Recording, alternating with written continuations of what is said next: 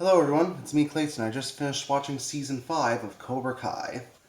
Now, this not only breaks tradition with Cobra Kai seasons, as not only did we have to wait only a matter of a little under 8 months, a little over 8 months, when it comes to Season 4 and Season 5's time in between, but also this feels less like a season finale and more like a series finale.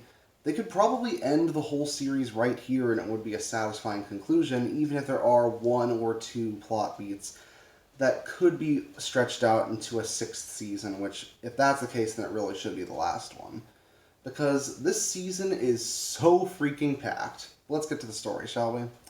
After the events of Season 4, Miguel Diaz tries to go to Mexico in order to find his father, Hector, while Johnny and Robbie go on a bit of a father-son road trip to try and find him.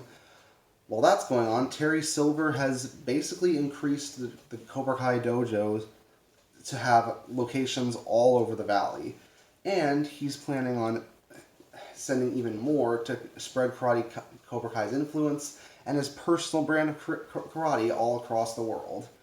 So now it's up to Daniel Russo and Chosen in order to take down Terry Silver and his collection of senseis that he's gathering from all over the world to basically become an evil karate empire. And yes, that is exactly what the series is about.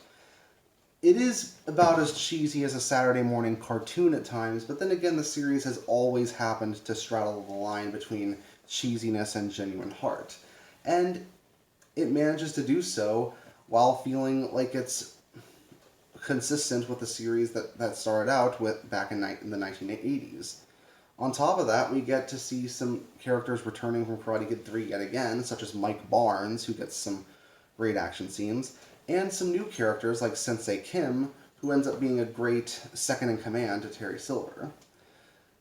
In general, the way the series handles its extremely large cast is rather impressive, since most of the major characters still have arcs to go through, most of the new characters and the old legacy characters get awesome stuff to do, and it feels like nobody's really left out at this point when it comes to Daniel's story and the people that are inside of it.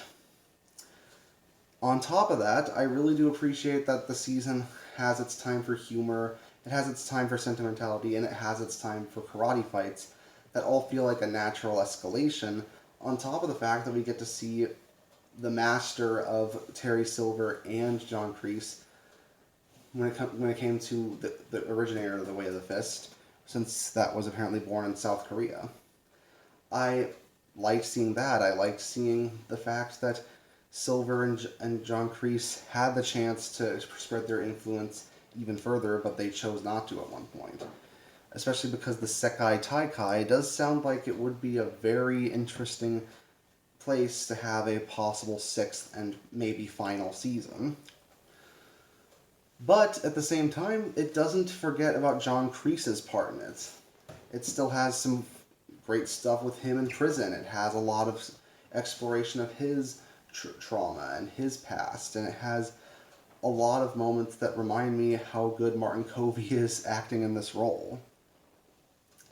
So, if I had to have a few minor nitpicks, is that I do think the Mexico subplot was a little too short, only being 2 episodes of this 10-episode season, and I do think that some of the characters' arcs do feel like they're repeating themselves, particularly Sam's, and even a little bit of Kenny's arc. So, ultimately, I do feel the season is still amazing despite that. Especially so because those are minor nitpicks on what's otherwise a really energetic and awesome season.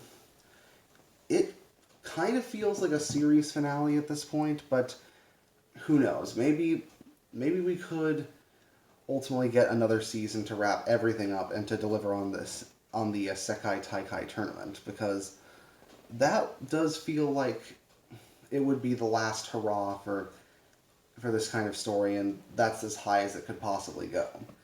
So the way I see it, Cobra Kai Season 5 gets a 9.5 out of 10. See you next time.